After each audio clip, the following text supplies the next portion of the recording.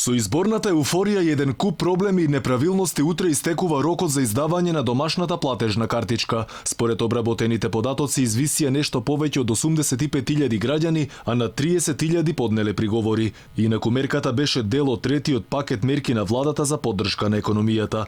Институциите сега ги прегледуваат усвоените приговори, од кои најголем дел се од средношколци и студенти. Дека била тенка линијата меѓу помош за граѓаните и предизборен подкуп со платежните картички, за Алфа потврдија и дел од експертите. Според нив, периодот на реализација на мерките се совпаднал со предизборието, па така тешко било да се дефинира дали процесот некој го злоупотребил. Познавачите на состојбите велат дека пакетот мерки личел на популизам, кој имал за крајна цел добивање на гласови на избори. И покрај хаосот и незадоволството на граѓаните, власта честопати се правдаше дека проектот бил успешен. Не се поплаки сите мелови што се пристигнати во Министерството за економија, голем број од нив е од граѓани што веќе добиле, но претhodно не доставиле мейлови во управата за јавни приходи, а со дополнително доставување на мейлот во Министерството за економија, нив ќе им се прати ваучер.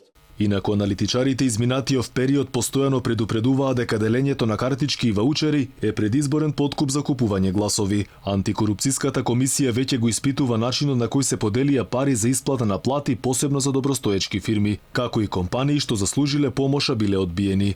Инаку домашна платежна картичка треба да добијат на 324.000 граѓани од 3.900 денари, а 117.000 вработени да одат на одмор со ваучер од 6.000. Стартот на искористувањето на картичките се поклопи со предизборниот период, а ваучерите станаа валидни токму на денот на изборите на 15 јули. Банките имаат рок да ги издаваат до 18 јули, односно утре, а граѓаните може да ги користат најдосно до 15 август годинава. Инаку заклучно со 8 јули издадени се на 187.000 домашни платежни картички. Целиот проект тежи 28 милиони евра и парите се префрлени кај банките што ги издаваат картичките.